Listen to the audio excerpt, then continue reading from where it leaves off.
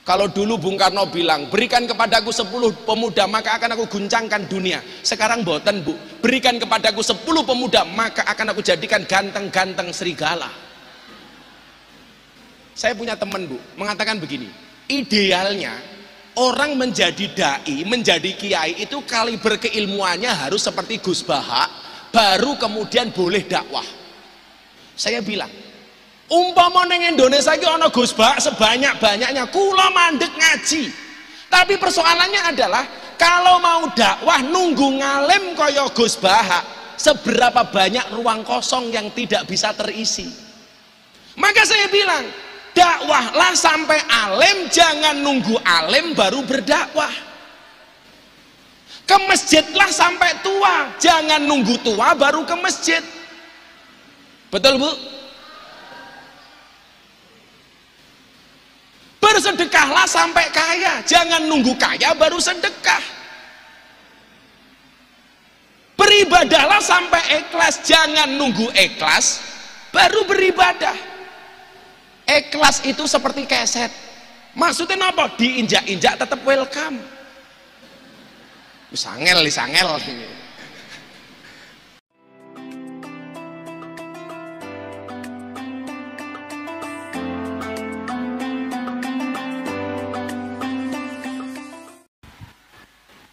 Assalamualaikum warahmatullahi wabarakatuh. Cek. Alhamdulillahi rabbil alamin. Muhammadinil Mustafa wa ala alihi wa sahbihi ahli sidqi wal wafa. Subhanaka antana innaka antal alimul hakim wa tub alaina innaka antat tawwabur rahim. Rabbis shrahli sadri wa yassirli amri wahlul 'uqdatam min lisani yafqahu qawli, amma ba'du. Hadratal muhtaramin, para masyayikh, para kiai, senior kaula Kiai Mustamar Marzuki, yang saya tadi agak kaget, loh kok ada anggota hadroh di sini, gamnya sama.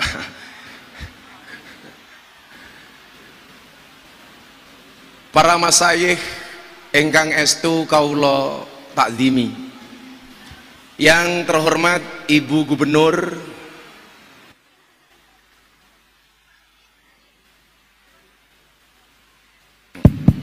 cek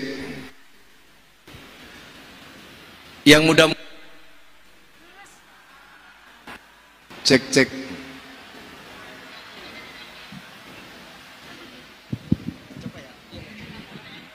mohon izin saya itu membawa mic sendiri, atau mic saya terlalu bagus barangkali.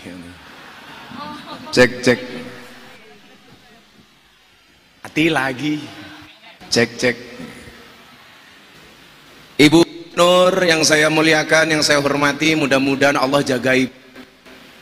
Indonesia butuh orang nekat kayak Bu Khofifah. Bapak Wakil Gubernur yang kemarin kita ketemu di Lamongan, yang sangat dekat, karena kita ketemu di kecamatan dekat. Jajaran Forkompinda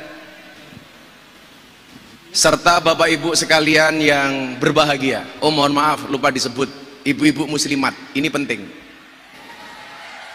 Nama ibu-ibu muslimat harus disebut, karena perempuan itu kalau disakiti nggak pernah lupa, kalau menyakiti nggak pernah ingat. Itulah perempuan, makanya harus disebut ini. Sebelum saya lanjutkan, salam takdim saya kepada Ibu Nyai Yasin yang berkenan hadir. Flashback Pak Kiai Mustamar, tahun 86, usia saya baru 5 tahun. Saya diajak sowan abah saya ke Mbah Yasin Blitar. Saya sampaikan cerita ini kepada Ibu Gubernur.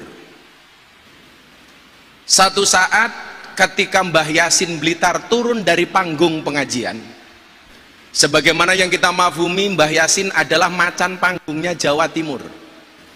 Kalau bahasanya Mbah Dimyati Rois Kendal, beliau mengatakan di masanya Mbah Dim itu adalah orang yang menghidupkan, nyuwun sewu, Mbah Yasin itu adalah orang yang menghidupkan malam Lailatul Ijtima' Nahdlatul Ulama. Beliau mampu menghadirkan ribuan orang di setiap kajiannya. Pas kula sowan mriko Kiai, turun dari panggung, Mbah Yasin ngelus-ngelus sirah kula. Saya pegang nyamati. Coba yang salah mic-nya apa servernya? Tobat. Cek. Kok cek panitia. Inilah bedanya sound system sama cewek. Sound system diragati okeh ketok wujute, cewek diragati okeh dipek kancane.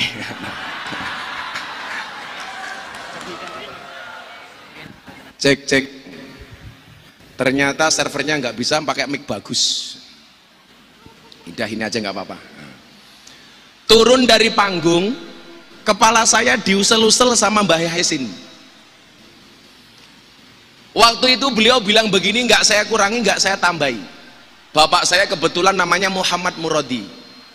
Mbah Yasin bilang sama bapak saya, Pak Mur, sesuk anakmu iki cangkeme dadi. Jadi usia saya 5 tahun sudah dicangkem-cangkemke sama Mbah Yasin. Pak Mur, sesuk anakmu iki cangkeme dadi. Tapi satu hal yang kamu ingat. Nopo Kiai? Tanya bapak saya. Kiai-kiai sepuh sesuk bakale seneng karo anakmu. Tapi kiai-kiai nom sesuk okeh sing ra seneng karo anakmu. Niki dawuh Mbah Yasin tahun 1986.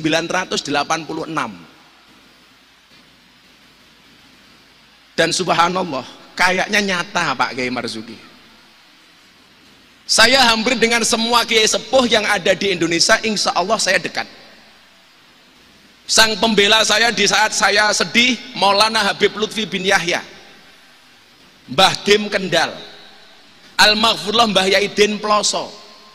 Sebelum beliau meninggal telepon saya diminta untuk sowan ke Ploso. Le kowe Reneo, aku kangen. Sampai Ploso, saya dikasih sarung BHS-nya beliau yang sudah dipakai 2 tahun. Le sarungnya nggih awakmu. Wonten dawuh napa, Abah? Beliau menyampaikan kepada saya, jajal kue cerita. Jarene kue wingi bar nambani Mbah Dim Kendal. Tadi ceritane Bu Gubernur, Mbah Dim itu sudah sakit 14 hari nggak keluar dari kamar. Gus Alam putra beliau telepon saya nangis. Gus Miftah jenengan didhawuhi ibu kapure sowan teng Kendal. Wonten dawuh napa Gus? Abah niku pun 14 dino mboten medal kamar, mboten dahar, mboten kersa teng rumah sakit. Sapa ngerti jenengan tindak mriki, Abah mari. Lah kula takon, apa hubungannya Mbah Dim sakitnya dengan saya? Gus Alam jawab, Mbah Dim itu hampir setiap hari nonton YouTube-nya Gus Miftah. Mila kula kadang-kadang mikir, waduh lak Mbah Dim mirsani kula pas saya misuh gek kepiye? Saya itu berusaha Pak Kiai, kalau ngaji nggak misuh, tapi malah diseneni karo sing ngundang. Haulnya Mbah Yai tambak beras, wonten Bu Gubernur, enten Pak Kiai. 40 menit saya ngaji sama sekali nggak misuh. Didatangi sama Kiai Hasib, beliau marah sama saya. Gus, aku ora trimo. Napa Pak Kiai Hasib? Mosok ngaji 40 menit belas orang misuh ki kepiye? Lucunya apa? Mbah Dim itu kalau sedang nonton YouTube, channelnya diganti, tontonnya diganti, umpamanya diganti Gus Baha. Mbah Dim protes, ojo mok ganti Gus Baha, lak ngono kuwi aku wis iso. Singkat cerita, saya sowan ke sana. Begitu saya sungkem, saya nangis Kiai. Panas badannya Mbah Dim lebih dari 40 derajat. Pundak beliau dipegang oleh 2 orang, kaki beliau dipegang oleh 2 orang, tangan beliau dipegang 2 orang. Sampai akhirnya adzan maghrib berkumandang pas saya puasan Dawud. Bunyai dawuh, Miftah, monggo buka riyin. Kula matur, Abah, saya matur sama Mbah Dim, kula purun buka yen Abah kersa dahar. Niki nyuwun sewu saya sampaikan, anak-anak di Jawa Timur, jangan sampai awakmu ngaku cah Jawa Timur orang ngerti boso. Saya kemarin tersentak ketika seorang anak matur sama saya begini, Gus, kula badhe ngrawuhi pondoke panjenengan. Ini dalam tata krama bahasa Jawa pun salah. Kula itu seharusnya sowan. Lah Pak Kiai Bu Khofifah ngerawuhi. Malih ngaten, monggo Pak Kiai Mustamar kapurih matur. Niki pun ra duwe duga.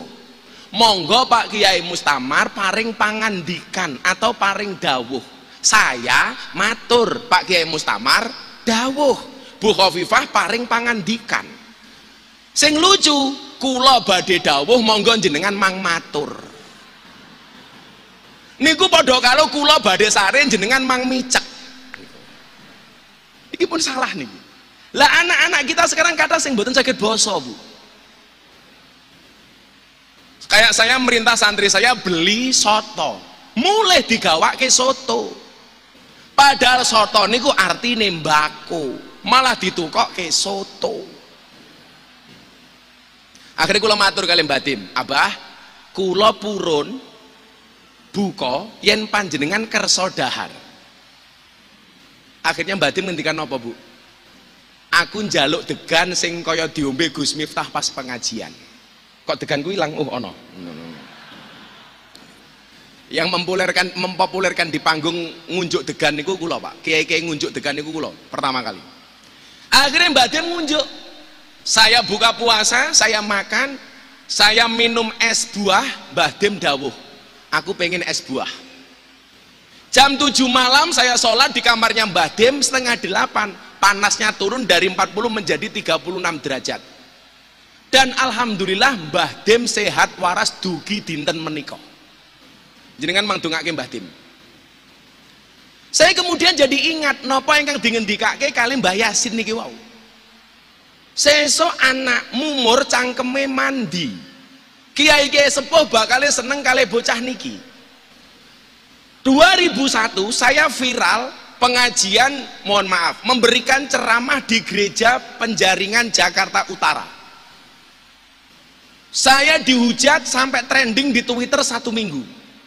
Miftah kafir. Saya jawab, ra masalah, sahadat meneh. Di posting Deddy Corbuzier, 2 hari posting di Instagram ditonton 15 juta kali. Komentarnya 100.000 kali lebih. Semuanya mencaci maki saya. Gus Miftah sakit hati. Tidak, kenapa? Karena komentarnya tidak pernah saya baca. Sing belani kula sinten, Mbah? Mbah Dim. Ora apa-apa. Waktu itu saya salah membaca kitab kiriman dari Gus Nadir Shah Australia. Saya baca jam 2 malam, mau suah. Saya pakai kacamata hitam karena memang saya tidak pernah melepas kacamata saya. Begitu setelah sholat subuh saya lihat ternyata bacaannya salah, beberapa harokat. Saya mau hapus, Bu. Saya telepon abah saya, termasuk Abah Lutfi Pekalongan. Apa beliau bilang? Nak, jangan kamu hapus. Kenapa? Kamu akan tahu mana yang menjadi sahabat kamu, mana yang hanya mencari muka bagi kamu. Jangan kamu hapus. Kemudian saya dikasih satu makalah dari Ibnu Athaillah As-Sakandari. La tashab man la yunhiduka haluhu wa la yadulluka 'alallahi maqaluhu. Janganlah bersahabat dengan orang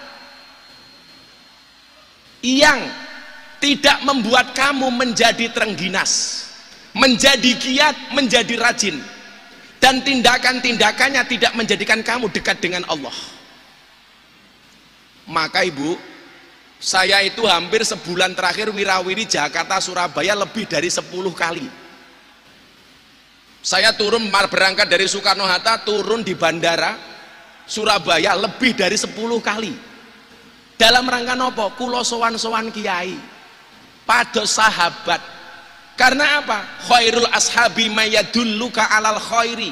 Sebaik-baik sahabat adalah yang menunjukkan kamu atas kebaikan. Kalau saya sering bilang sama anak PMII, apa bedanya teman, pacar, dan sahabat? Teman adalah 1000 orang yang datang di saat kamu senang. Pacar 1 orang yang membuat kamu melupakan 1000 orang. Tapi yang kita cari bukan teman, yang kita cari bukan pacar, tetapi yang kita cari adalah sahabat. Siapa itu sahabat? 1 orang yang tetap bertahan di saat 1001 orang meninggalkan Anda. Dan alhamdulillah kula kata sahabat teng Jawa Timur, Bu. Soalnya kula lahirnya nyuwun sewu teng Lampung, tapi darah getih kula niki getih Jawa Timur. Ketika kemudian saya dibully gara-gara nyuwun sewu bacaan kitab saya salah, Mbah Dim dawuh, "Le, wong ngalim kuwi penting tapi orang jamin." Lah didelok sangka ngalime, luweh ngalim adoh Pak Kiai Mustamar, tapi jadwal ngajine akeh Miftah. Mbah Dim niku ngendikan ngeten kali kula, rungokno ya Le. Qalilum minal yaqin khairum min kasirim minal ilmi wal amal. Yang kamu punya itu sedikit, Nak, tapi manfaat. Daripada kemudian orang yang punya banyak tapi nggak manfaat. Kemudian saya dikasih kaedah, kullasai'in idza kasura rakhusa illal adaba. Segala sesuatu kalau jumlahnya banyak pasti murah kecuali adab. Kiai ki akeh nih, tapi sing ora ngalim kaya awakmu ki jarang. Berarti kowe iki antik, barang longko, yen longko regane larang. Kiai niku kathah, tapi sing gelem ngurusi lokalisasi sedikit. Namung Miftah. Kula tahun 2002 men mlebet teng Doli. Tahun 2000 sudah masuk di lokalisasi Sarkem. Kula matur kali Bu Khofifah, Bu, mbok Doli jenenge diganti. Nopo Alfa Doli. Loh kan keren. Pemilihan diksi kata itu kan menjadi penting. Coba dibuat peraturan gubernur merubah nama Doli menjadi Alfa Doli. Siapa tahu akan banyak keutamaan-keutamaan dari Doli. Kita nggak pernah tahu. Ingat loh, orang baik punya masa lalu, orang jelek pasti punya masa depan. Saya pertama kali mendapatkan predikat presiden para pendosa niku teng Doli, Bu. Mila saniki kata mobil gambare Gus Miftah teng dalan truk ana tulisane presiden para pendosa niku pertama kali teng Doli Surabaya. Mila kula matur kali Pak Kiai, 3 bulan yang lalu saya mendapatkan 3 penghargaan dari Leprit, Lembaga Prestasi Indonesia dan Dunia, dalam 3 kategori. Yang pertama lelang belangkon termahal di dunia. Saya menjual belangkon, saya sumbangkan untuk Muktamar NU di Lampung. Belangkon 90.000 terjual 900 juta. Niki belangkon nih. Yang kedua saya dapat penghargaan sebagai dai yang paling istiqomah pengajian di lokalisasi. 22 tahun. Istiqomah berat Gus, berat. Kalau istiqomah pasti berat, karena kalau ringan namanya istirahat. Untuk istiqomah selama 22 tahun ini nggak susah, nggak ringan. Banyak cobaan. Kenapa kalau cobaan banyak? Iya, karena kalau sedikit namanya cobain. Kayak kula wingi dicurhati kalian mbak-mbak artis. Gus, kenapa sih rumah tangga kok rumit? Saya mau cerai sama suami saya. Kebetulan Kiai NU sing iso mlebu teng artis-artis salah satunya saya. Gus, rumah tangga saya mau berantakan. Kenapa rumah tangga rumit? Iya Mbak, rumah tangga pasti rumit karena kalau sederhana namanya rumah makan. Nah, yang ketiga, saya dapat penghargaan sebagai selebriti yang paling banyak gambarnya dilukis di bokong truk. Ada 300 truk lebih yang bokongnya digambar Gus Miftah. Yang paling menyedihkan setunggal Pak Kiai Mustamar, mobil tangki sedot WC gambare Miftah, kuotnya nggak asik. Bokongmu adalah rezekiku. Maka malam hari ini perkenankan saya Pak Kiai Bu Gubernur untuk memotivasi anak-anak muda di Jawa Timur. Jangan sampai karena kamu dianggap tidak alim membuat kamu tidak percaya diri atau insecure. Saya dulu sekolah di pondok 1 kelas 40 orang. Yang tidak diajari ngaji cuman saya sendiri. Tapi dari 40 orang itu nyuwun sewu sing dadi kiai nggih kula dhewe. Sing paling orang ngalim. 40 teman saya yang ngalim, yang ngaji kitab, nggak ada yang bikin pesantren, Bu. Saya yang tugasnya tabarukan dengan kiai malah punya pesantren. Hidup orang goblok.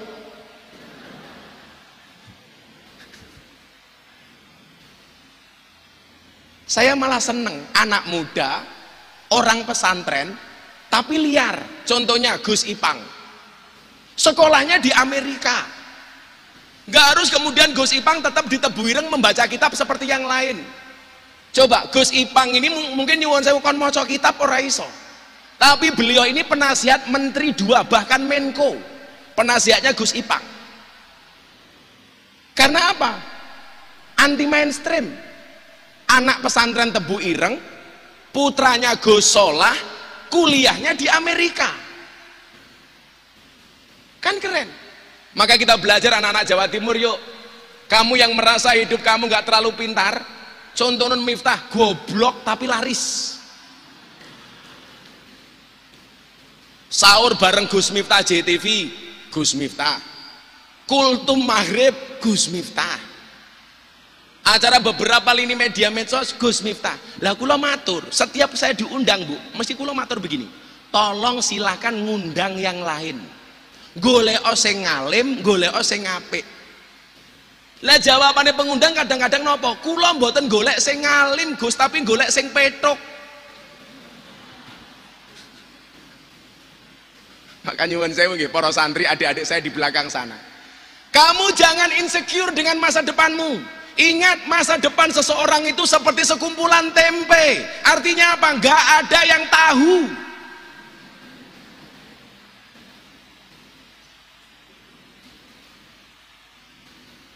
Saya mencatat beberapa ayat Quran yang kaitannya dengan semangat anak muda. Adik-adikku yang ada di sini, ingat hari ini kita sudah masuk era Society 5.0. Jangan sampai kita ketinggalan zaman. Kalian semuanya punya medsos, tapi please gunakan medsos kamu dengan bijak. Medsosmu adalah harimaumu. Postinglah yang penting, jangan yang penting posting. Salah satunya apa? Latas habman layun hiduka haluhu. Jangan bersahabat kepada orang yang perbuatannya tidak membuat kamu giat dan terengginas. Maka Bu, saya pernah punya satu quote ketika saya diundang Mata Najwa. Saya mengatakan apa? Orang yang salah pergaulan itu lebih gampang dinasehati daripada yang salah milih pengajian. Hati-hati. Makanya kenapa Pak Jokowi kemarin Rapim TNI Polri mengatakan apa? Awasi WA grup istri TNI Polri. Jangan sampai ngundang ustadz radikal. Jangan sampai ngundang ustadz yang suka mengharamkan wayang, memusnahkan wayang. Delalah banyak kiai dan ustadz ngerespon viral. Kok sing ngerespon kulo dadi viral. Saya posting dalam waktu sehari, Bu, dikomentari 27.000 kali. Tapi yang memberikan like dan jempol 100.000 kali. Pertanyaan saya, kenapa kalau kita posting lebih banyak like-nya dibandingkan komentarnya? Jawabannya adalah, seberapa banyak pun orang yang membencimu dengan komentar-komentarnya, yakinlah di luar sana lebih banyak yang mencintaimu dari dalam hatinya. Lo santai mawon. Tapi kalau jomblo beda. Kenapa lebih banyak like daripada komentar? Karena banyak orang cinta tetapi tidak berani mengatakannya. Makanya mudah-mudahan yang jomblo segera berakhir. Amin. Di mana berakhirnya kalau tidak di pelaminan, minimal di pemakaman.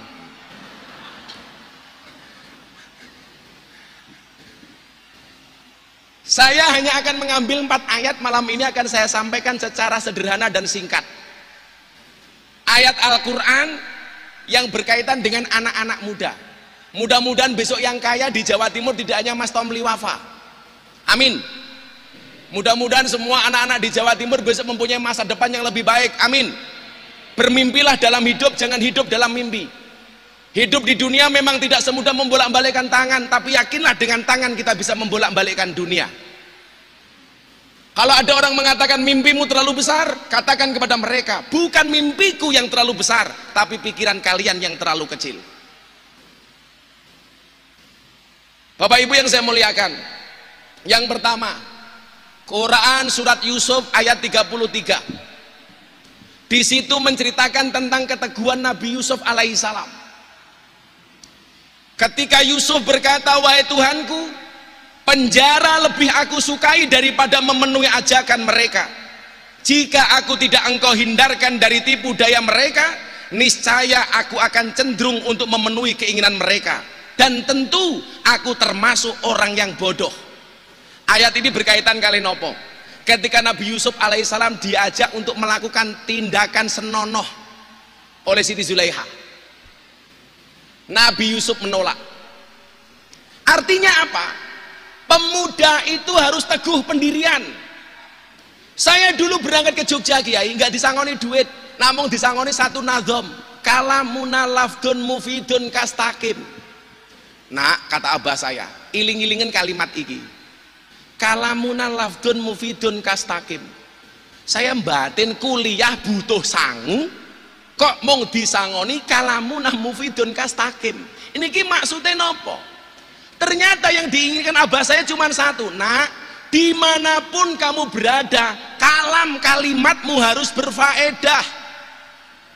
Set, akhirnya saya sampai Jogja, gak kuat ngekos, Kiai. Saya jadi James Bond di kota Yogyakarta, jaga masjid dan kebon. Yogyakarta mayoritas Muhammadiyah. Mudah-mudahan malam ini saudara-saudara kita Muhammadiyah ada yang datang dan melihat.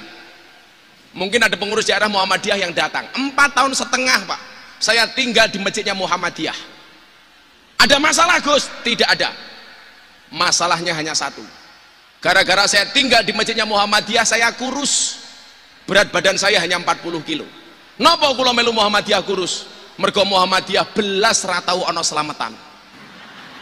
Serana mangan-mangan belas nih. Enten kanca Muhammadiyah teng mriki.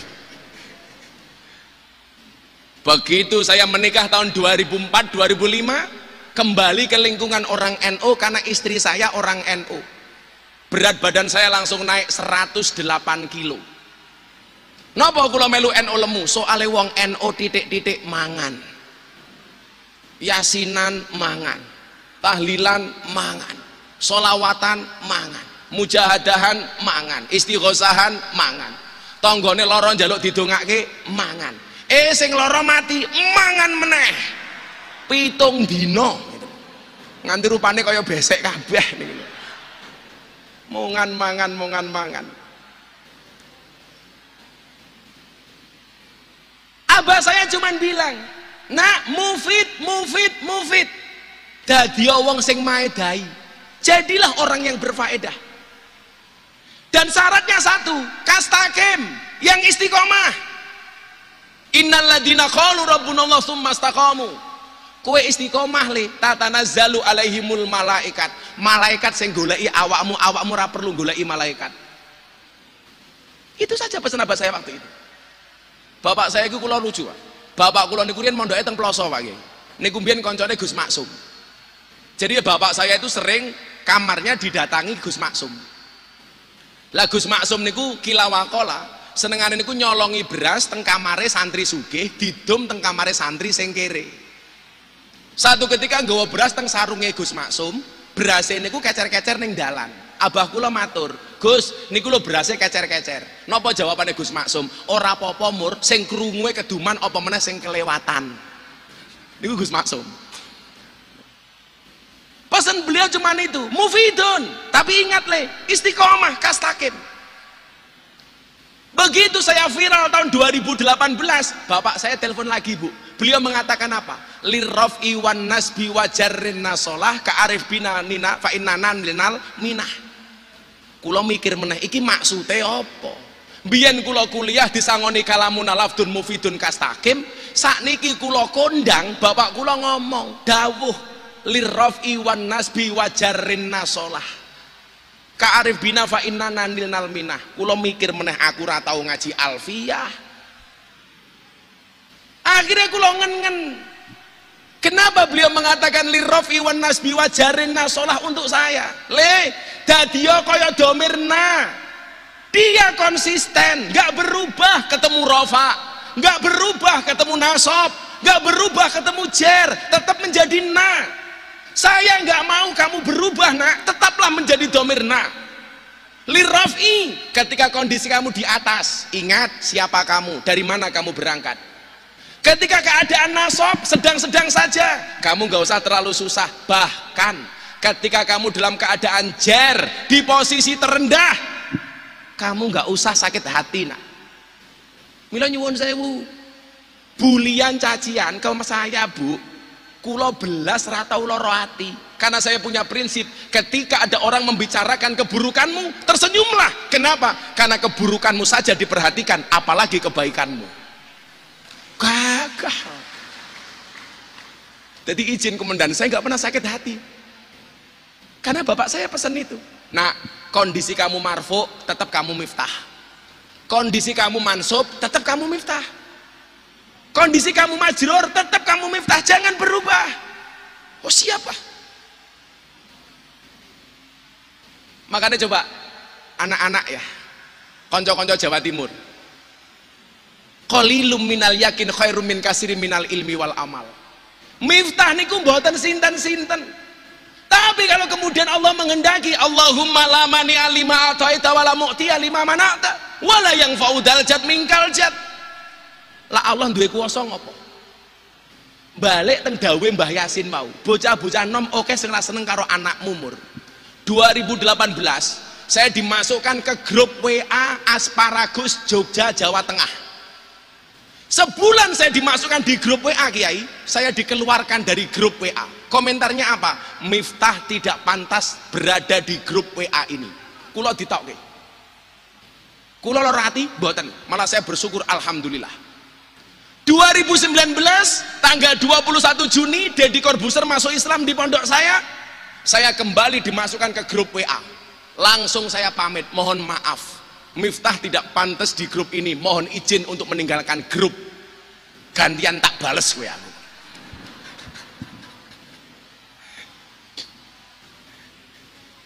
Loh, mboten kok lara ati. Kalau ada orang menertawakanmu dengan kegagalanmu, maka kamu harus bisa menertawakan mereka dengan kesuksesanmu. Oh, ngoten. Sampai Mbah Yaidin niku Bu Khofifah, sadurunge sedo. Teng rumah sakit kena Covid niku tasik ngendikan ngeten. Nyuwun sewu, sebelum masuk ke rumah sakit. Le, ning NU ki kudu ana sing kentir kaya awakmu, Le. Tapi pesanku siji ya, Le. Napa, Bah? Kowe aja nganti kepleset. Maksudnya kepleset napa? Siji. Kowe aja rabi meneh. Oh, siap. Santai, Bu. Saya lelaki yang setia. Karena saya punya prinsip lelaki yang hebat bukan lelaki yang mencintai banyak wanita, tetapi mencintai satu wanita dengan banyak cara. Kenapa saya ngomong seperti itu? Karena direkam kamera.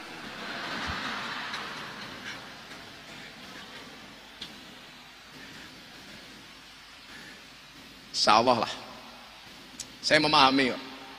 Pasangan terbaik bukan yang datang dengan segala kelebihannya, tetapi yang tidak meninggalkan kita dengan segala kekurangannya. Betul, Bu?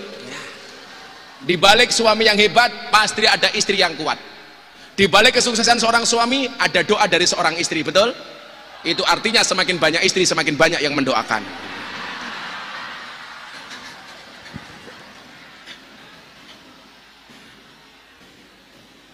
Orang mungkin rawong lanang iso ngalahke wong wedok niku ora mungkin. Seorang laki-laki berani menghadapi ribuan ekor lebah untuk membawa sebotol madu, tapi seorang laki-laki tidak berani menghadapi seorang istri untuk membawa seorang madu. Betul? Betul. Kalau ibu-ibu tanya sama saya apa bedanya madu yang asli sama madu yang palsu, gampang. Madu taruh di atas meja, dirubung semut, palsu, berarti ada indikasi gula. Madu taruh dalam botol, digoyang-goyang, dia kocak, palsu, berarti ada air di dalamnya. Madu bawa pulang, istri marah, asli. remuk. Kula guyon kali bojo kula, Bu. Bun, saya itu manggil istri, kula niku kali bojo kula mung guyon tok nggih. Ora tau serius belas. Bojo kula niku ahli sholawat. Istri saya divonis kanker, 3 tahun meninggal dunia, kata dokter. Waktu itu nyuwun sewu kula mboten wong terkenal, tak antemin niku Pak Wagub dokter. Dia bilang apa? Gus, mohon maaf, ini kankernya parah. Mungkin hanya bertahan 3 tahun. Pas saya mau ulang tahun JTV di Tuban. Kalau saya waktu itu burang orang viral, mau tak wetakin gitu dokter. Istri saya itu ketika dioperasi tasbihnya nggak bisa lepas, tetap cetak-cetik maca sholawat. Sampai selesai operasi, tasbihnya tidak lepas.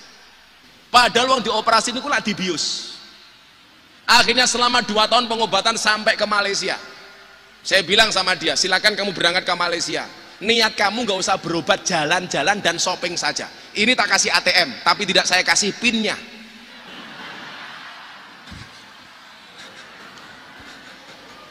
Alhamdulillah Kiai, mari Abah Lutfi dawuh. Dokter di koyo Gusti Allah wae. Mari, alhamdulillah mari. Saya bilang sama istri saya, Bun, boleh nggak saya menikah lagi? Emangnya Abah kerso? Ya ora. Nunggu takdir. Saya bilang, kalau seandainya saya pengen menikah lagi, saya pengen menikah cewek Arab. Kenapa bah? Karena kalau istrinya marah serasa mendengarkan tartil Quran. Ewek sadaqallahul adzim gitu. Jadi kelingan ceritanya Gus Dur Kiai. Gus Dur niku pas zaman Orde Baru diawasi sama intelijen. Pas rapat sama Kiai, Gus Dur diawasi Intel. Akhirnya Gus Dur bilang, Pak Kiai mulai sekarang karena kita diawasi Intel, tolong ngomongnya pakai bahasa Arab. Akhirnya para kiai takallum bil lughatil arabiyyah. Begitu intelnya pulang ditanya sama komandannya, jenderal. Apa tadi hasil rapat para kiai? Izin komandan melaporkan, aman karena para kiai hanya saling mendoakan.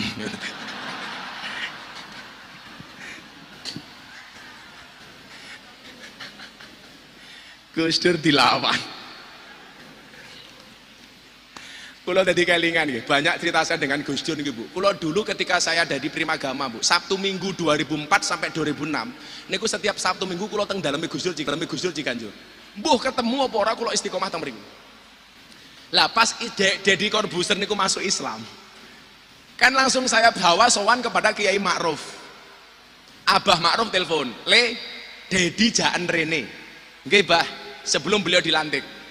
Akhirnya begitu sahadat jam 1 siang, jam 3 sore kita terbang ke Jakarta, landing langsung ketemu Pak Kiai Said. Deddy Corbuzier doakan Kiai Said, langsung sowan Kiai Ma'ruf jam 5:15, 10 menit menjelang adzan maghrib. Ajudane Abah telepon, Gus, Abah Ma'ruf berkenan menjadi imam sholat maghrib untuk Mas Deddy Corbuzier dan Gus Miftah. Saya sampaikan kepada Deddy Corbuzier, bro, diajak sholat Kiai Ma'ruf, Pak Kiai imame, kue makmume, langsung botake Deddy kemeringet. Soalnya apa? Nembe sahadat belum sempat saya ajarkan sholat. Lu gimana, kan gua belum bisa sholat. Santai bro, udah diajarin. Saya tahu ini orang cerdas. Deddy itu kan apa-apa bisa, yang nggak bisa cuma satu, nyisir rambut. Akhirnya Bu, saya jengkang-jengkeng neng jero Alphard, saya ngajari Deddy sholat gerakan-gerakan pokok. Diinceng sama wartawan, itu Miftah sama Deddy Corbuzier ngapain gitu. Kok Miftah jengkang-jengkeng ning ngarepe Deddy Corbuzier itu. Begitu giliran wudu, saya masuk ke kamar mandi di dalamnya Kiai Ma'ruf, saya wudu, dia nyontoh, bajunya basah semua. Nah, singkat cerita Bu, komat. Deddy Corbuzier tepat di belakangnya Kiai Ma'ruf. Begitu tepat di belakangnya Kiai Ma'ruf, kula niku lak kelingan ceritane Gus Dur ngislamke wong Cina. Kula angsal cerita niki langsung saking Gus Dur teng Ciganjur durasi tahun 2005-2006. Biyen ana wong masuk Islam melalui aku. Rampung sahadat, mu'alafe takon. Kula kedah napa Gus? Salat. Tapi saya belum bisa. Wes gampang. Kamu berdiri di belakang imam. Apapun yang imam lakukan kamu ikut. Imam ngadeg kowe ngadeg, imam rukuk kowe rukuk, imam sujud kowe sujud. Yang terjadi apa? Mu'alafe manut. Imam takbir, mu'alaf Cinanya takbir, ruko ikut ruko, sujud masalah. Imamnya ternyata kakinya sakit, gak bisa ditekuk, mancal ndase Cinone niki wau. Lah Cinone lah mikir, oh wong salat kuwi pancal-pancalan. Niki Gus Dur. Wekdal sak monten kula kelingan enten asistene Gus Dur ingkang saking Jepara napa kudus nggih jenenge Ghazali napa sinten lali kula. Lah sing dipancal sirahe niki ngendikane Gus Dur. Ngamuk. Oh, diasar mualaf anyaran Cina. Begitu rakaat kedua sing dipancal sirahe gantian bales. Jarene wong Cina ki ora sunat, dirogoh sarunge. Akhirnya Cinane mikir, oh wong salat ki rogo-rogoan. Ngerogoh imame. Mulai kadang-kadang mikir nggih kiai, kok Gus Dur ku ya entuk cerita kaya ngono kok ngendi ngoten. Maka kula niteni Bu, orang itu kalau cerdas biasanya selera humornya tinggi. Contohnya Gus Dur. Tapi kalau wong seneng guyon belum tentu cerdas. Maka saya bilang, orang yang matanya tidak bisa melihat tetapi hatinya terang di Indonesia itu ada dua. Satu Gus Dur, nomor dua si buta dari gua hantu. Wah niku. Mila begitu bawa kula munggah panggung, gawa tongkat ibu-ibu bengok, wow si buta dari gua hantu. Nih. Yang pertama ayat ini, qala rabbi sijnu ahabba ilayya mimman yad'unani ila akhiril ayah, berkaitan dengan keteguhan Nabi Yusuf alaihissalam. Maka yuk anak-anak muda yuk, punyalah pribadi yang tangguh dan teguh. Jangan insecure, jangan minder, jangan underestimate. Yes we can, kita pasti bisa. Allah menciptakan hambanya, nggak ada yang nggak bisa apa-apa. Falikulli syai'im maziyah, semua orang punya kelebihan. Yakin. Maka saya bilang, jika kamu terlahir tidak menjadi orang yang kaya dan cerdas, maka jadilah orang yang kreatif dan pekerja keras. Di era Society 5.0 ada 4C yang harus kita mampu. C pertama, creativity. Anak-anak harus kreatif. Mas Tomlin loh, nggak berhenti berkarya. Maka lumrah kalau kaya. Dan ingat, anak muda itu banyak karya, bukan banyak kaya. Sukses itu melalui banyak proses, bukan melalui banyak protes. Kalau dulu Bung Karno bilang, berikan kepadaku 10 pemuda maka akan aku guncangkan dunia. Sekarang boten Bu, berikan kepadaku 10 pemuda maka akan aku jadikan ganteng-ganteng serigala. Kalau Pak Kiai Mustamar ndawi kita, inna fi yadi subani amrul ummah wa fi aqdamiyah hayataha. Ayo, kita semuanya punya potensi. Maka nggih nyuwun sewu. Kalau kaya kiai umpamane kon padha kabeh iki kula nggih mboten setuju. Mas Emil saya kemarin matur di Lamongan ya. Saya punya teman Bu, mengatakan begini, idealnya orang menjadi dai, menjadi kiai itu kaliber keilmuannya harus seperti Gus Bahak, baru kemudian boleh dakwah. Saya bilang, umpama ning Indonesia iki ana Gus Bahak sebanyak-banyaknya, kula mandek ngaji. Tapi persoalannya adalah kalau mau dakwah nunggu ngalim kaya Gus Bahak, seberapa banyak ruang kosong yang tidak bisa terisi. Maka saya bilang, dakwahlah sampai alim, jangan nunggu alim baru berdakwah. Ke masjidlah sampai tua, jangan nunggu tua baru ke masjid. Betul Bu? Bersedekahlah sampai kaya, jangan nunggu kaya baru sedekah.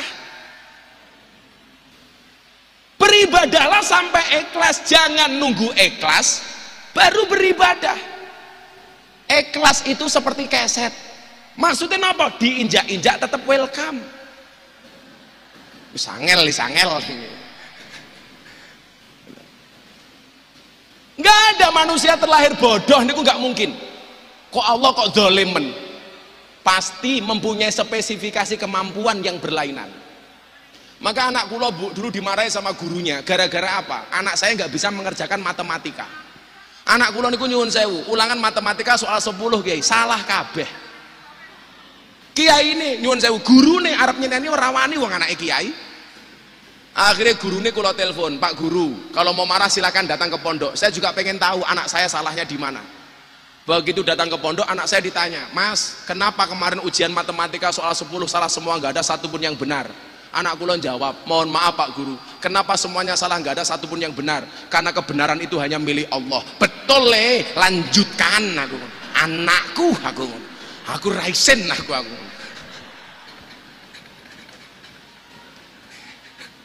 Kurang ajar kok. Nonton JTV, kultum saya di JTV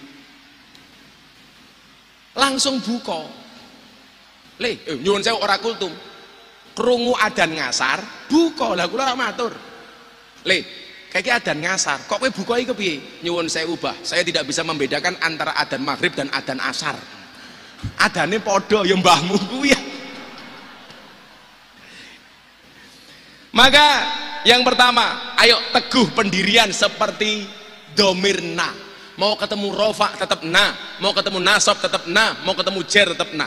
Insya Allah akan banyak orang-orang hebat lahir dari Jawa Timur. Amin. Tentunya nyuwun sewu, nggak akan mudah perjalanannya, akan banyak yang menjatuhkan kita. Kayak niku lho Kiai. Begitu kula salah maca kitab, kanca-kancane dhewe kabeh nyerang kula sak modare. Maka Habib Lutfi ngomong kali dawuh kali kula ngeten, bukan masalah beda pendapat tapi karena beda pendapatan. Niku lho bedane kiai karo pengacara nih. Pengacara niku masalah dadi duit, kiai duit dadi masalah. Biasanya ngoten niku biasa. Jadi lah pengacara niku masalah dadi duit, kiai duit dadi masalah. Siapapun yang berusaha menjatuhkan kita memang sudah posisi mereka di bawah kita.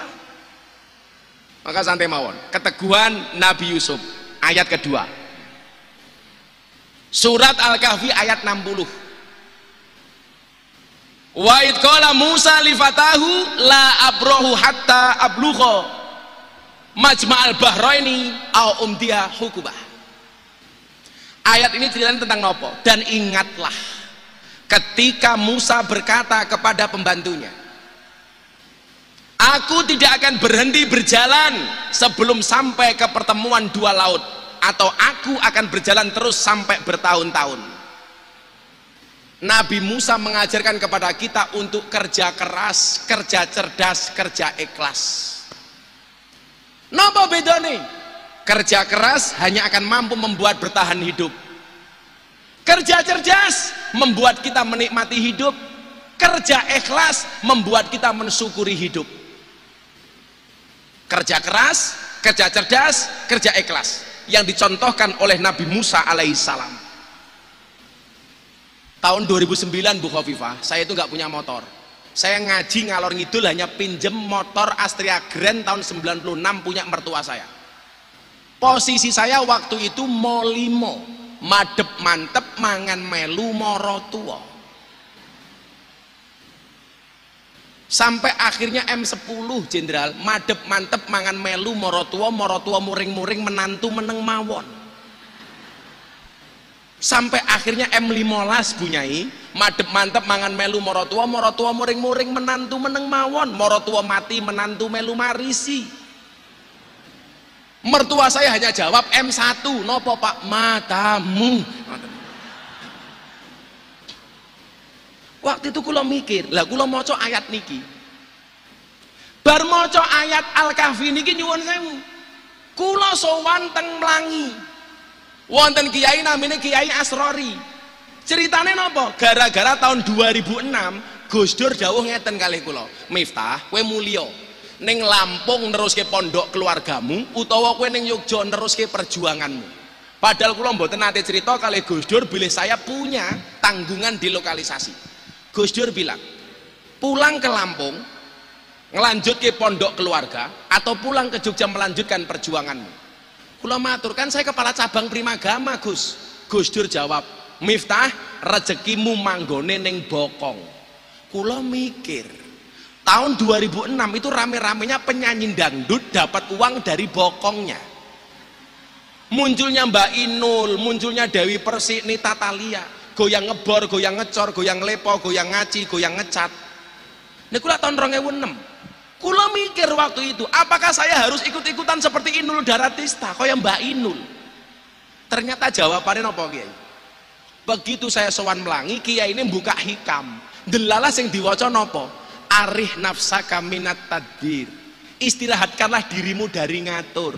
Urip kuwi wis ana sing ngatur. Kowe ora usah kakean ngatur, wong urip sak madya nderek aturan. Dah, mikir lagi saya. Ya Allah. 2009 belum punya motor masih ikut morotua. Berangkat lagi ngaji, ngrungokke. Yang dibaca sama kiainya apa? Kula kelingan betul itu. Santriku, beliau bilang, ijtihaduka fima duminalaka wa taqsiruka fima tuliba minka dalilun alang timasil basirati minka. Kesungguhanmu di dalam mengejar sesuatu yang telah Allah jaminkan untukmu dan kelalaianmu terhadap sesuatu yang belum Allah jaminkan untukmu dalilun alang timasil basirati minka, merupakan tanda bukti telah mati mata batinmu. Kula kaya dikamplengi niku, Bu. Ya Allah, dunia yang telah Allah janjikan masih saya kejar mati-matian. Akhirat yang belum Allah jaminkan, kenapa tidak saya kejar mati-matian?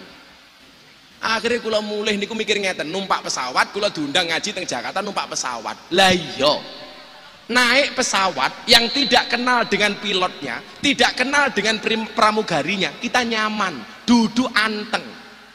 Pramugari ngomong nopo mawon awake dhewe manut. Cuaca buruk, tolong kembali ke kursi. Jangan masuk toilet dulu.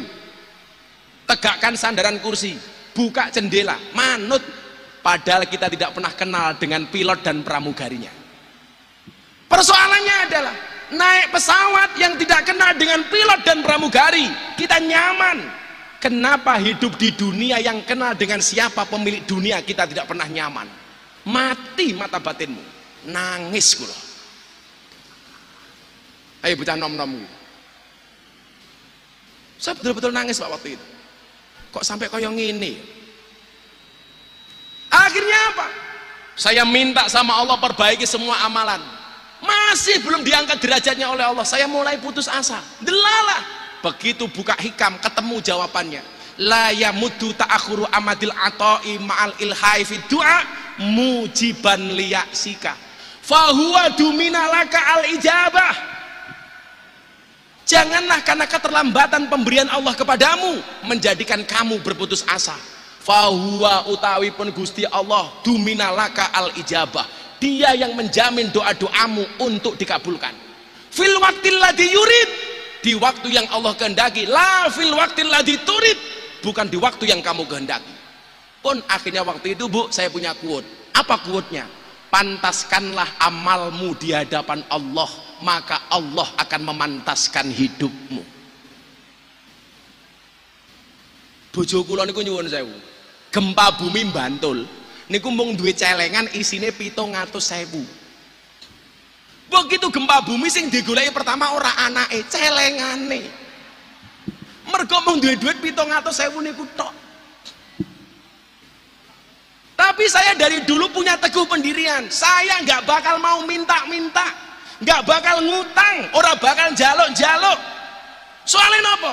Wong ngutang niku lak ngutang rupane melas, lak kon bayar males. Wong niku lak ngutang raine luwih manis tinimbang madu, lak ditagih luwih medeni tinimbang Israel.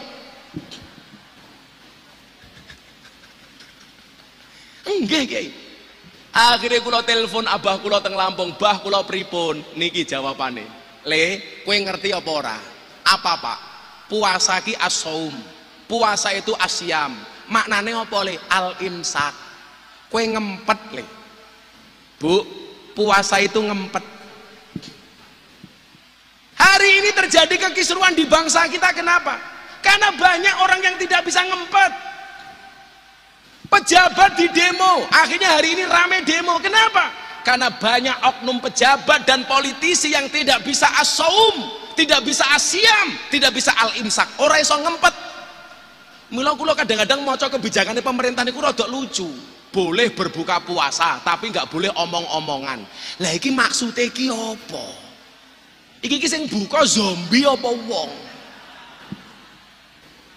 Mas-mas tahu kenapa zombie itu kalau jalan rame-rame? Iya, karena kalau sendirian namanya zomblo. Barusan Bu saya baca berita tadi di situ apa? Boleh lebaran halal bil halal, tapi nggak boleh makan dan minum. Iki maksudnya apa meneh? Ya mesake ibu-ibu muslimat toh.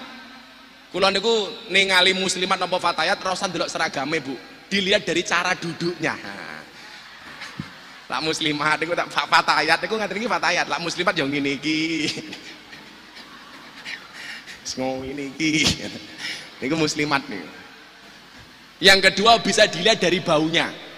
Lah fatayat parfum, muslimat balsem. Nah niku biasa.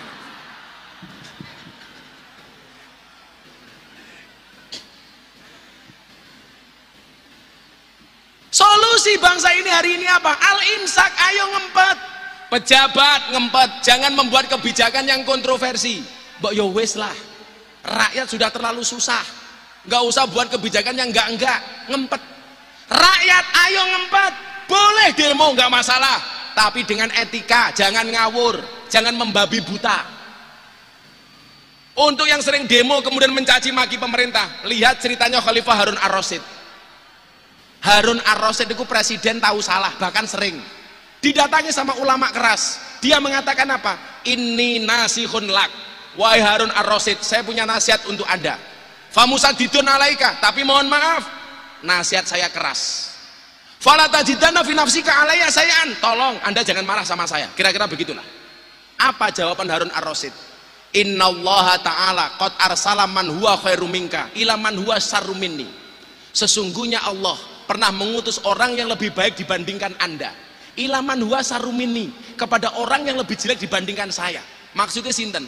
Pernah mengutus orang yang lebih baik dibandingkan anda, Harun dan Musa. Ilaman huwa sarumini, kepada orang yang lebih jelek dibandingkan saya. Siapa? Fir'aun. Tapi apa pesan Allah kepada Harun dan Musa? Harun, Musa, kalau kamu memberikan nasihat kepada Fir'aun, fakulalahu qaulal layyina, ngomong sing ngalus. Pak, Bu, Fir'aun niku ngaku Gusti Allah. Allah ngutus Harun dan Musa untuk memberikan nasihat kepada Fir'aun. Itu saja nggak boleh ngomong kasar. Pertanyaannya, nopo Pak Jokowi niku luwih elek tinimbang Fir'aun? Nopo Kiai Ma'ruf niku luwih elek tinimbang Fir'aun? Kok kita mencaci maki tanpa etika? Loh, Fir'aun niku nyuwun sewu, Pak. Ana rabbukumul a'la, aku Tuhanmu yang paling tinggi. Fir'aun itu tahu sriliten, Allah langsung ngutus malaikat dandani untune Fir'aun.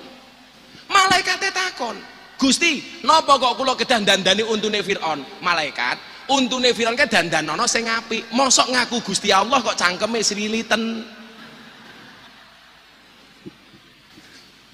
Niku mawon kita nggak boleh ngomong kasar kok. Masa umpamane Bu Khofifah ada kebijakan salah titik demo kok ngomongnya sing kotor? Apa Bu Khofifah niku luwih ino tinimbang Fir'aun? Niki prinsip.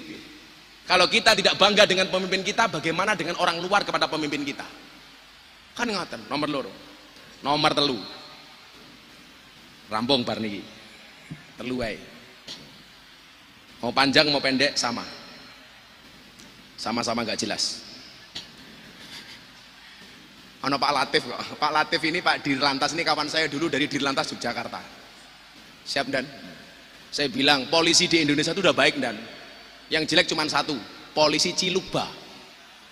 Lampu merah menggok moro-moro. Iya. Awas ya. Ono ngono kuwi Dan kurang ajar. Kula tahu ya, gue helm komplit arep makan ngaji nggo sarung menggok ngek. Kan kalau belok kiri itu beberapa pilihan alternatif. Turn left go ahead, belok kiri jalan terus, atau belok kiri ikuti lampu. Lah kadang-kadang tulisan kata nggak mesti seperti itu dimanfaatkan oleh oknum polisi, teman-teman lantas itu. Begitu menggok ngeng, iya, Ciluk bang. Pernah Bu? Pernah.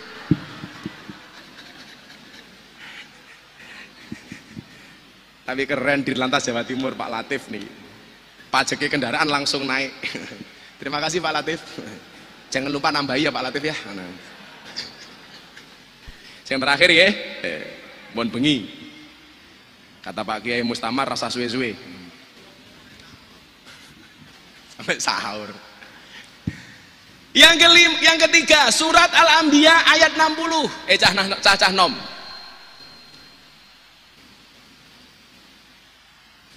Qalu sami'na fatayadkuruhum yuqalu lahu Ibrahim.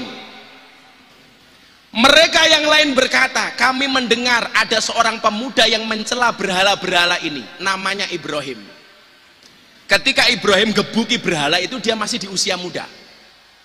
Ayat ini memberikan isyarat bahwa pemuda seharusnya menjadi seseorang yang berani menumpas kebatilan, menegakkan kebenaran. Sebagaimana Nabi Ibrahim muda berani menumpas berhala dan menunjukkan kepada masyarakat atas kebenaran Tuhan.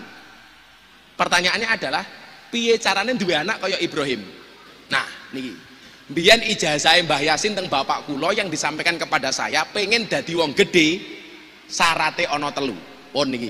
1 tirakat, 2 ziarah, nomor 3 sedekah. Niki kula angsal saking bapak kula saking Mbah Yasin. Tirakat, ziarah, sedekah. Tirakat niku bentuke napa? Bangun malam. Tirakat niku bentuke napa? Poso sunah. Tirakat niku bentuke napa? Kathah wirid, kathah zikir. Terutama ibu-ibu. Alhamdulillah Bu, saya enggak menyombongkan istri saya. Istri saya minimal sehari membaca sholawat 15.000 kali. Tak keloni gitu, bojoku sholawatan. Sallallahu alaihi Muhammad, sallallahu alaihi Muhammad. Bojoku lon. 15.000. Mila bojoku lon niku diwayu angel. Ah sholawatnya luwih kathah tinimbang kula kok. Lah anak kula turu disolawati kali bojo kula, cekel sirahe dilus-lus Allahumma sholli ala sayyidina Muhammad wa ala ali sayyidina Muhammad. Muga-muga anakku soleh Al-Fatihah ping 100 Fatihah. Bojo kula kan cerewet, turu tak cekel cangkeme Allahumma sholli ala sayyidina Muhammad wa ala ali sayyidina Muhammad. Muga-muga bojoku cangkeme ra cerewet Al-Fatihah. Jenengan mang prakteke, Pak. Kok di Fatihah tetap cerewet, tambahi Yasin sak tahlile. Rampung. Bu nggih tirakat. Saya mengatakan onone Bu Khofifah niku dadi gubernur. Selain beliau hebat, mesti mergo tirakate wong tuane. Apa bedane wong biyen kali wong sakniki? Wong biyen gaweane nandur ra ngarep-ngarep ngunduh, wong sakniki gaweane ngunduh tapi ra gelem nandur. Wong biyen nandur kayu jati, nggak pernah ngarep-ngarep ngetok kayu jati. Nandur wit kelapa, ora tau ngarep-ngarep ngombe degan. Beda kali wong sakniki, gaweane ngetok kayu jati, ora gelem nandur jati, gaweane ngombe degan, ora gelem nandur kelapa. Sinten? Kula. Lah wong biyen niku Pak Wagub, gaweane nandur ngarep-ngarep ngunduh. Sing gelem ngunduh ra gelem nandur niku ana 3. 1 maling, 2 pemborong, 3 codot. Dadi lan jenengan galemane ngunduh ra gelem nandur berarti kelasmu kaya codot. Tirakat. Ilo ibu-ibu ditambahi tirakate mumpung Ramadan. Nomor 2, ziarah. Ziarah niku artinya mengunjungi. Ziarah kepada yang hidup untuk minta didoakan. Kalau ziarah sowan Pak Kiai Marzuki, Pak Kiai tulung kula didongake. Ziarah kepada yang mati mendoakan. Maka saya dari dulu nggak pernah setuju kalau bahasa ziarah kubur diganti wisata religi. Iki bahasa apa? Ibu-ibu muslimat ajeng sowan Gus Dur ning Tebu Ireng ngene Gus Ipang. Kok nganggo bahasa wisata religi? Ora pantes. Nganggo bahasane Kiai Al-Muhafadzah Alal Qadimis Sholeh. Napa Bu? Ziarah. Guayane wisata religi, begitu mulih karo bojone assalamualaikum papa. Iya mamah. Lalah yuyu mamah kok tungkae meletek-meletek to yuyu. Biasa mawon. Sing terakhir sedekah. Inna auliya Allah la yanalu mir rahmatillahi wa sa'ati ridwani bi kasratil ibadah walakin yanaluha bi sakhawatin nafsi wal istihanati anid dunya. Sesungguhnya para wali-walinya Allah diangkat derajatnya oleh Allah, mendapatkan rahmat dan ridhonya Allah bukan karena banyaknya ibadah, tetapi karena banyaknya sedekah. Bu, kalau tak takon, kalau kita sedekah memberi orang miskin, yang harus berterima kasih yang memberi apa yang menerima? Yang harus berterima kasih yang memberi atau yang menerima, Pak? Rata-rata jawabannya yang menerima. Anda salah. Kalau kita memberi kepada orang miskin, yang harus berterima kasih yang memberi, bukan yang menerima. Kenapa? Karena pemberianmu kepada si miskin hanya menyelamatkan dunianya si miskin, tetapi doanya si miskin kepada si kaya menyelamatkan akhirat si kaya. Maka yang harus berterima kasih yang memberi, bukan yang menerima. Maka mudah-mudahan Allah Subhanahu wa taala menjadikan putra-putri kita generasi yang dzurriyyatan thayyibah, soleh solehah. Amin Allahumma amin. Terakhir Bapak Ibu, tetaplah bersabar dengan semua keadaan. Belajarlah dari sabarnya orang berpuasa. Orang berpuasa itu haus, lapar, dahaga. Kenapa dia bisa bersabar? Jawabannya adalah, kenapa orang berpuasa walaupun haus, lapar, dahaga dia bisa bersabar? Karena orang berpuasa yakin adzan maghrib pasti datang. Karena yakin adzan maghrib pasti datang. Artinya apapun masalah kita, kenapa harus bersabar? Karena yakinlah solusi dari Allah pasti akan datang. Gembok tidak pernah dibuat tanpa kunci, masalah tidak pernah dibuat tanpa solusi. Mudah-mudahan bermanfaat. Walafu minkum. Assalamualaikum warahmatullahi wabarakatuh.